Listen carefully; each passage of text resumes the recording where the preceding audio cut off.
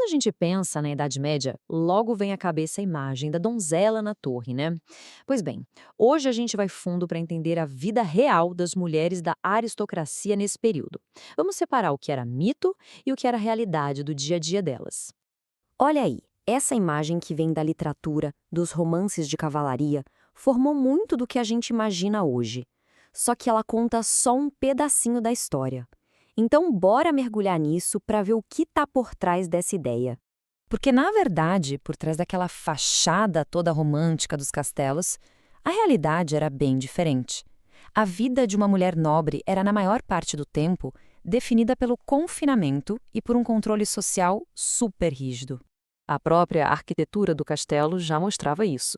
Existia um lugar específico para as mulheres, o gineceu, ou o quarto das damas. Era um espaço pensado para ser separado, protegido e, na prática, bem isolado do resto da casa. E é interessante que esse quarto não era um lugar de festa, de lazer, longe disso. Era um lugar de trabalho pesado, fiar, tecer, bordar o dia todo. Era também um espaço para oração. A ideia era manter as mulheres ocupadas porque se acreditava que o ócio era perigoso. E para os homens, aquele era um mundo à parte, um lugar misterioso e até meio assustador, governado pela senhora da casa. E esse confinamento era levado ao extremo. Esse exemplo da Adélia de Flandres é impressionante. Mesmo viajando, numa peregrinação, ela não podia ser vista. Ela ficava trancada numa liteira, tipo uma caixinha, com as cortinas sempre fechadas. Isso mostra o quanto a honra da família dependia de manter o corpo da mulher totalmente fora do alcance do olhar público. E todo esse isolamento tinha um motivo bem prático. A principal função de uma mulher da nobreza não tinha nada de romântico. Era uma função puramente política. O casamento era, na verdade, um negócio. Era a principal ferramenta para juntar terras, firmar alianças e garantir a paz entre famílias poderosas. E a mulher era a peça-chave que selava esse acordo. A negociação era longa, tudo era avaliado, e no final, o pai dava a filha e o noivo a tomava. O consentimento deles era só uma formalidade. E a gente está falando de meninas, muito meninas. Com 12 anos, uma garota já podia se casar. Muitas se casavam com essa idade mesmo. E com 14, pronto, já era considerada uma mulher adulta. Ou seja, o destino dela já estava totalmente traçado por outras pessoas, antes mesmo dela sair da infância. Aí a gente chega numa contradição bem interessante. Se na vida real a mulher era uma peça num tabuleiro político, por que a cultura da época era tão cheia de histórias sobre amor romântico, sobre o tal do amor cortês? E aqui a gente vê claramente essa tensão. De um lado, na literatura, a dama era exaltada, poderosa, a inspiração dos cavaleiros, o amor dela era um prêmio. Do outro lado, na vida real, ela era um instrumento para alianças, um jeito de garantir herdeiros e estava sempre sob a autoridade do marido. Mundos completamente diferentes.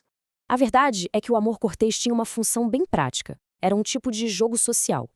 A ideia era disciplinar os cavalheiros jovens e solteiros da corte. O senhor do castelo usava a própria esposa como uma espécie de prêmio inalcançável. Ao direcionar o desejo desses guerreiros para essa figura idealizada, ele mantinha a ordem, ensinava autocontrole e garantia a lealdade de todo mundo. Mas atenção, seria um grande erro achar que essas mulheres eram só vítimas passivas disso tudo.